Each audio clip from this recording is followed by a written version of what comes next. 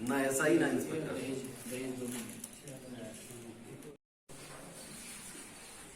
जी sir. देखिए, police विभाग में सबसे महत्वपूर्ण काम जो है वो है इन्वेस्टिगेशन का। इन्वेस्टिगेशन का काम क्यों महत्वपूर्ण है? इसलिए कि वो न्याय प्रणाली का प्रथम कदम इन्वेस्टिगेशन है। कोई भी कानून, किसी ने कोई अपराध किया, उस अपराध के तहत मुकदमा लिखा गया, मुकदमे के तहत माननीय न्यायालय के समक्ष उसको प्रस्तुत किया गया, जो उसने अपराध किया गया उसका उसको दंड मिला। और इस पूरी कार्यवाही, ये पूरी जो कार्यवाही है वो है विवेचना। जो हम विवेचना करके भेजेंगे उस पर न्यायालय विचारण करेगा, और उसके बाद में जो न्यायालय को हम अगर सिद्ध कर देंगे, जितना एविडेंस दे देंगे, तो वो उसको सजा कर देगा।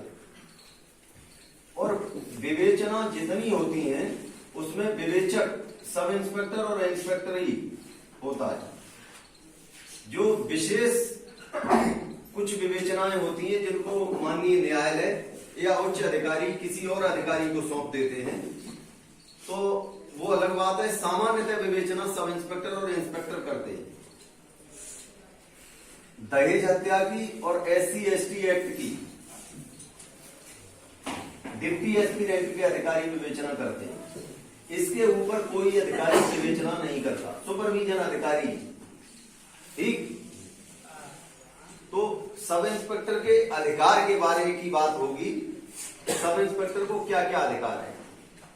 देखिए, 154 CRPC की धारा के तहत हम FIR लिखते हैं। ठीक है, FIR लिखने के बाद उसको विवेचक को एक कॉपी दे दी जाती है और विवेचना शुरू हो जाती है।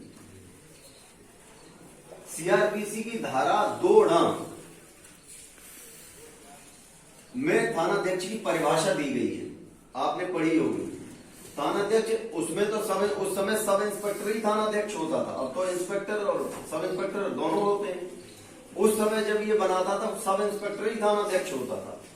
तो कोई भी उपनिरीक्षक जिसको पुलिस अधीक्षक महोदय को लगता है कि ये थानाध्यक्ष के पद के योग्य है, उसको थानाध्यक्ष बना देते।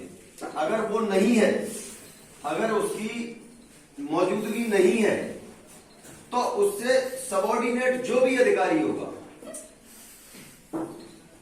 उस परिभाषा में ये बताया गया, उससे सबऑर्डिनेट जो भी होगा, मान लीजिए कोई सेकंड अफसर है सब इंस्पेक्टर, वो थानाध्यक्ष हो जाएगा।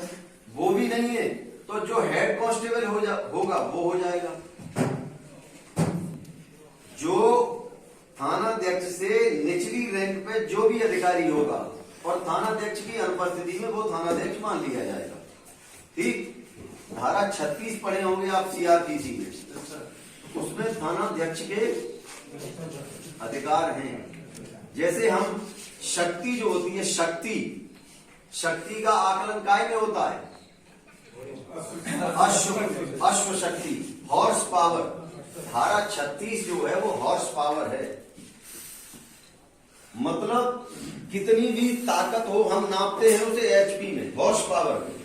इसी तरीके से धारा 36 में ये है कि थानाध्यक्ष को जो अधिकार प्राप्त है, थानाध्यक्ष को जो अधिकार प्राप्त है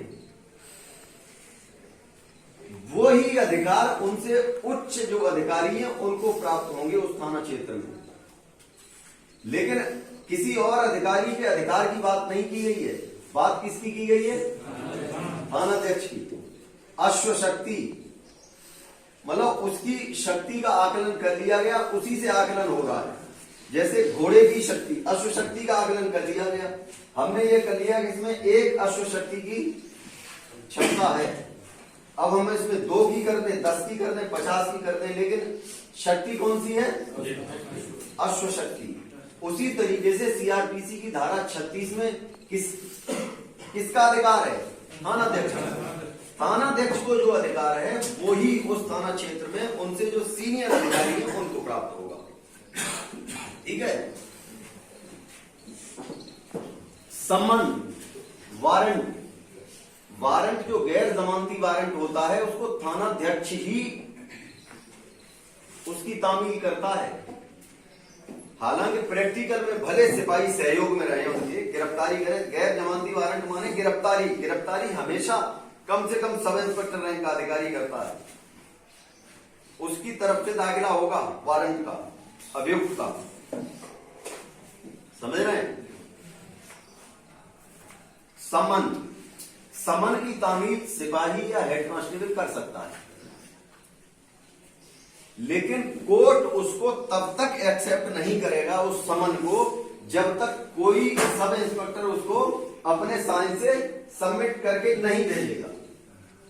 अगर मान लीजिए सिपाही तामील करके लाया है और उसने लिख दिया, उस पर कागज दिया, उस पर लिख दिया कि मैं कांस्टेबल फला और नामित व्यक्ति के सम्मन की तामील मेरे द्वारा बजात खास की गई और भेज दिया, और कोर्ट में जाके वो सम्मन दे दिया गया।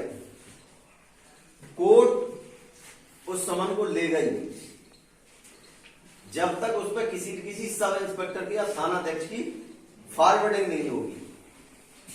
ठीक, कोई मुकदमा लिखा जाता है तो उसका वारंट प्राप्त करने के लिए विवेचक माने सब इंस्पेक्टर की एक रिपोर्ट होनी चाहिए, तब वो न्यायालय उस पर उस वारंट को इश्यू करेगा। उसके बाद अगर उसको वारंट पे गिरफ्तार नहीं होता है तो घोषणा होगी, कुर्की होगी, वो बताइए आपको पढ़ाया गया है, कुर्की तक वो करेगा सब इंस्पेक्टर विवेचक, ठीक है ना। 107, 116, 151 ये सारी रिपोर्ट, 151 में सिपाही गिरफ्तार कर सकता है, हेड कांस्टेबल गिरफ्तार कर सकता है, गिरफ्तार कोई कर लेगा, लेकिन उसकी जो चालानी रिपोर्ट भेजेगा मजिस्ट्रेट का वो सब इंस्पेक्टर भेजेगा। ठीक, सिपाही गिरफ्तार करके ले आएगा, उसे दाखिल कर देगा, जीडी में हवालात में कर देगा, सब इंस्पेक्टर उसकी चालानी रिपोर्ट भेजेगा, उस गिरफ्तारी की नकल लगाने के बाद वहां तब हो जाएगा उनके यहां। लोक न्यूसेंस, अगर कहीं कोई ऐसा पेड़ है जिसके गिर जाने से कहीं खतरनाक स्थिति में कोई भवन ऐसा है, कोई जीव जंतु ऐसा है, तो 133 के तहत कोई रास्ता रोक लिया है किसी ने, नदी का वो रोक लिया, 133 सीआरपीसी ये बताती है कि उसमें थानाध्यक्ष रिपोर्ट देगा मजिस्ट्रेट को, और मजिस्ट्रेट उस रिपोर्ट पर संज्ञान लेगा, और उसके बाद में पेड़ को कटवाने का, नदी का रास्ता खुलवाने का या और रास्ता खुलवाने का, कुएं का, तालाब का जो भी विवाद होगा वो उस पर खत्म होगा।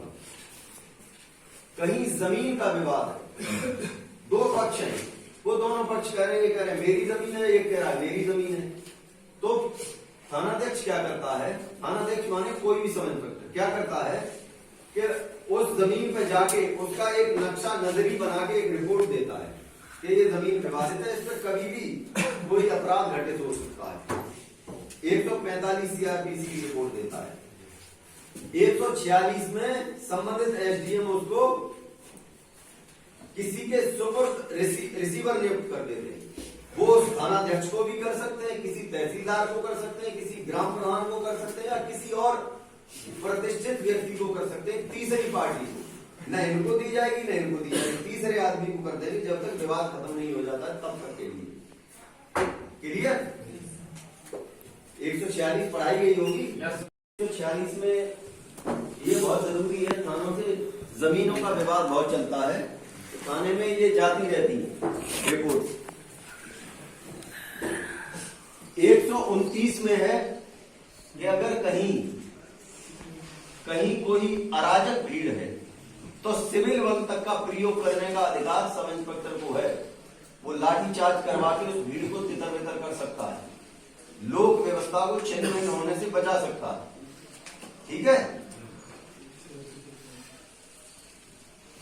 153 सीआरपीसी के तहत, अब तो खैर ये चीजें थोड़ी आउटडेटेड हो गई, ये क्योंकि सीआरपीसी बहुत पहले बनी है तो उस जमाने की ये व्यवस्था है। 153 में अगर उसको लगता है कि आपने देखा होगा ये जो तराजू वराजू वाले हैं वो उसमें कुछ कर लेते हैं, बाट आट को बढ़ा देते हैं, कम कर देते हैं। तो उसको अधिकार है कि अगर कहीं उसे लगता है बाट माप में कहीं कमी हो रही तो वो जाके अंदर उसकी तलाशी लेगा और उसको लगता है तो उसे सीज कर देगा। ठीक है, 153 के तहत ये भी है। 154 में FIR लेखन है, 155 में असंज्ञेय अपराध का माने NCR लिखी जाती है, 156 में हमें विवेचना का अधिकार है। 156 CRPC के तहत माने विवेचना का अधिकार सब इंस्पेक्टर को है। थानाध्यक्ष अपने थाने में पंजीकृत किसी भी मुकदमे की विवेचना करने के लिए थानाध्यक्ष अधिकृत है, या वो खुद करेगा या अपने अधीन नियुक्त किसी उप निरीक्षक से कराएगा। ठीक है, अब है 160 एक सफीना होता है। सफीना पढ़ाया क्या नहीं? सफीना, सफीना माने किसी भी मामले में अगर विवेचक को यह लगता है कि इस व्यक्ति को इस मामले से संबंधित कोई जानकारी है तो वो एक लिखित 160 CRPC का सफीना उसके लिए निर्गत करेगा और उसको उस पर बुलाएगा या कोई डेट निर्धारित करेगा कि फला तारीख को आप हमसे मिलें और मामले के तथ्यों से संबंधित जो आपको जानकारी है वो हमें अवगत कराएं। विवेचना में जो बयान लिखे जाते हैं वो 161 CRPC के तहत बयान लिखने का अधिकार विवेचक को है। ठीक, और जो मजिस्ट्रेट लिखते हैं वो भी विवेचक की रिपोर्ट पे 164 के बयान लिखते हैं। मजिस्ट्रेटी जो बयान लिखा जाता है वो 164 CRPC के तहत वो भी विवेचक की रिपोर्ट पे लिखा जाता है। 167 में है रिमांड प्रक्रिया, माने कोई अभियुक्त है, हमने किसी मुकदमे में उसको गिरफ्तार किया, अगर हम उसकी विवेचना 24 घंटे में खत्म नहीं कर पा रहे हैं तो हम उसको माननीय न्यायालय के समक्ष प्रस्तुत करेंगे और उसमें लिखेंगे कि इस मामले में विवेचना 24 घंटे में निस्तारित नहीं हो सकती है, अतः 14 दिन का न्यायिक अभिरक्षा रिमांड दिया जाएगा। 167 के तहत उनसे मांग की जाती है। अब वो 14 दिन करके जब तक विवेचना खत्म नहीं होती है तब तक हम मांगते रहते हैं, लेकिन उसकी एक लिमिट है, ऐसा नहीं कि हम जिंदगी भर मांगते रहेंगे। ठीक है ना, जो संगीन जुर्म होते हैं उसमें 90 दिन का है और जो 10 साल से कम के अपराध हैं उनमें 60 दिन का है। तब जब अभियुक्त जेल में हो, अगर वो जेल में नहीं है तो ये जो परिसीमा काल है इसका कोई मतलब नहीं है, फिर हम उससे ज्यादा भी ले सकते हैं। पुलिस कस्टडी रिमांड तब इतना लिया जाएगा जब अभियुक्त जेल में होगा। अच्छा, हमने मान लीजिए किसी मुलजिम को पकड़ा, किसी सब इंस्पेक्टर ने पकड़ा किसी मामले में, उसको जेल भेज दिया, उसे पता लगा कि ये तो था ही नहीं, जल्दबाजी में वो जेल चला गया, उसके विरुद्ध आरोप कुछ नहीं पाए गए, तो वो क्या करेगा? अगले दिन उसकी 169 CRPC के तहत रिपोर्ट दे देगा कि इसके विरुद्ध कोई साक्ष्य नहीं मिल पा रहा है, अपर्याप्त साक्ष्य होने की वजह से इसको मुक्त कर दिया जाए, तो न्यायालय उसको मुक्त कर देगा, छोड़ देगा, रिहाई आदेश चला जाएगा जेल। पंचनामा, किसी भी व्यक्ति की अस्वाभाविक मृत्यु होने की सूचना मिलने पर, स्वाभाविक मृत्यु नहीं, स्वाभाविक मृत्यु तो जाने कितनी होती है, आदमी बीमार अपना मर गया, कोई मतलब नहीं। अस्वाभाविक मृत्यु की सूचना मिले तो उसका पंचनामा भरने का अधिकार भी सब इंस्पेक्टर को है। ठीक, ये सब इंस्पेक्टर को अधिकार है। और इसमें मुझे लगता है कि सबसे अहम अधिकार विवेचना करने का है, NBW में गिरफ्तार करने का है, संज्ञेय अपराध में तो गिरफ्तार करने का है नहीं। किसी का कोई सवाल हो? पंचनामा कितनी कॉपी में भरा जाता है? पंचनामा कितनी कॉपी में भरा जाता है?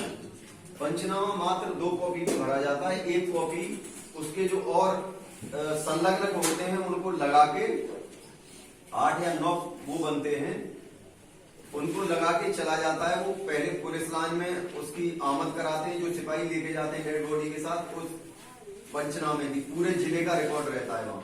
उसके बाद चले जाते हैं जहां जो जिला अस्पताल होता है, एक डॉक्टर की ड्यूटी लगती है प्रतिदिन, तो उन डॉक्टर को दे देता है। वहां डॉक्टर साहब आते हैं, उसका और करते हैं, और पोस्टमार्टम बन जाए, पोस्टमार्टम रिपोर्ट बनती है, उसी के साथ पंचनामा लग के फिर आ जाता है वापस थाने। क्लियर? साहब विवेचना अधिकारी जो विवेचना कर रहा है उसको हम बदली करा सकते हैं? बदली? हाँ सर। हाँ, लेकिन अभियुक्त के आवेदन पर बदली नहीं होगी। मान लीजिए आप किसी में मूल्य में हम विवेचना कर रहे हैं, हमने आपके घर दबिश दी आपको गिरफ्तार करने के लिए। आपने क्या किया कि आप किसी नेता के या किसी अधिकारी के या किसी भी वैसे आदमी के संपर्क में आए जिसका संपर्क उच्च अधिकारियों से है, और आप पहुंच गए कि वो हमें रोज पकड़ने आ जाते हैं, तो उससे विवेचना ट्रांसफर कर दी जाए, तो आपकी बात नहीं सुनी जाएगी, क्योंकि आप उस मामले में आरोपी हैं। जो FIR लिखवाया उसके कहने से बदली हो सकती है? हाँ, बदली हो जाएगी। लेकिन ये आवश्यक नहीं है कि आपने मुकदमा लिखाया, आपने एप्लीकेशन दी और बदली हो ही जाए। अधिकारियों को अगर ये लगता है कि इनके द्वारा ये जिस वजह से ये बदली करवा रहे हैं विवेचना की, वो इनके जो आरोप लगाए गए हैं वो सही है, अगर उनको लगता है कि वो सही विवेचना नहीं कर रहे हैं या किसी प्रलोभन में आ गए हैं, तो आप एप्लीकेशन देंगे, अधिकारी वो लगेगा बदल देंगे। थाना बदल जाता है, विवेचक बदल जाते हैं। कोई और सवाल किसी का? नहीं? ठीक। वीडियो में कुछ लोग देखो देखो वो देखो वो देखो कुछ ऐसे हाथ उठा रहे जैसे कारगिल युद्ध जीत गया, विक्ट्री का निशान।